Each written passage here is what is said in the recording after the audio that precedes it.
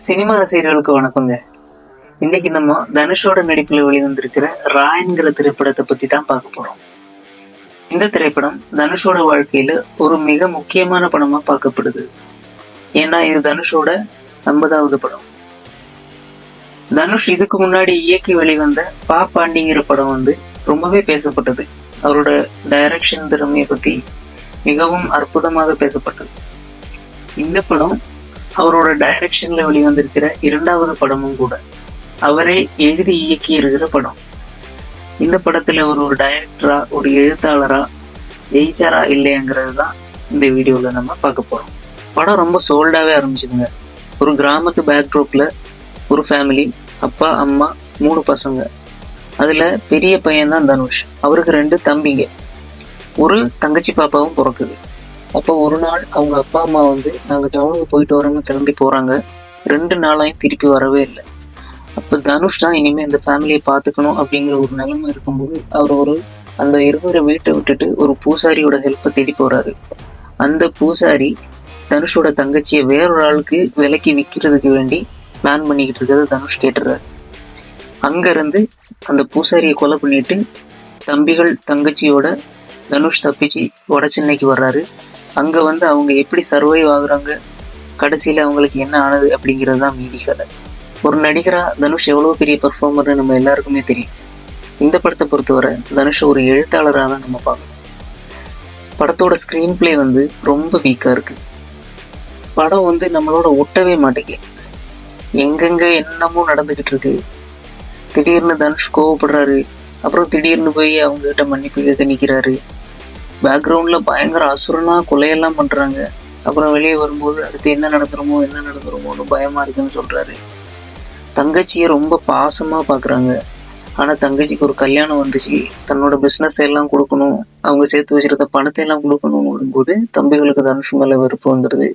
அப்புறம் அது அவரை கொலை பண்ணுற அளவுக்கு, அவங்க முயற்சி பண்ணுற அளவுக்கு போயிடுது. இந்த மாதிரி ஒரு சைடு கதை போய்கிட்டு இருக்கு. ஒரு படத்தோட மிகப்பெரிய ஸ்ட்ரென்த்தே அந்த படத்தோட வில்லன் கேரக்டர் தான். வில்லன் கேரக்டர் ஸ்ட்ராங்காக இருந்தால் எவ்வளோ வீக்கான படமும் ஹைலைட்டாக பேசப்படும்.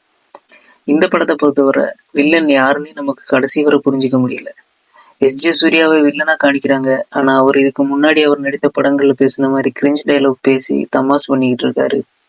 பிரகாஷ் ராஜ் போலீஸ் ஆஃபீஸர், அவர் சிட்டியை கிளீன் பண்ண, ரவுடிசத்தை எல்லாம் ஒழிச்சு சிட்டியை கிளீன் பண்ண ஒரு போலீஸ் ஆஃபீஸரை காணிக்கிறாங்க. கடைசியில பார்த்தா அவர் தான் இவங்களுக்குள்ள சண்டையை மூட்டி விட்டு பின்னாடி அவரு வில்லனா ஒர்க் பண்ணிக்கிட்டு இருக்காரு. இதுவே ஒரு கன்ஃபியூஷனா போய்கிட்டு இருக்கு. படத்தோட ஒரே ஸ்ட்ரென்த் நம்ம ஏஆர்ஆர் அவர்கள் தான். ஏஆர்ஆர் நம்பி மட்டும்தான் இந்த படம் எடுத்திருக்காருன்னு நான் நினைக்கிறேன். தியேட்டர்ல அவரோட வாய்ஸ், உசுரே நீதானே நீதானே நிழலாவும் கூட நானே அப்படின்னு வரும்போது அப்படியே கூஸ் பம்ப்ஸுங்க. இந்த படத்தை ஒரு மிகப்பெரிய ஆக்ஷன் திரைப்படமா கொடுக்கறதுக்கு தனுஷ் ட்ரை பண்ணியிருக்காரு. ஃபைட் சீன்ஸ் எல்லாம் நல்லாவே இருக்கு. ஆனா திரைக்கதை வீக்கா இருக்கிறனால எங்கேயுமே ஒட்ட மாட்டேங்குது. ஆக்டிங் ஒட்ட மாட்டேங்குது.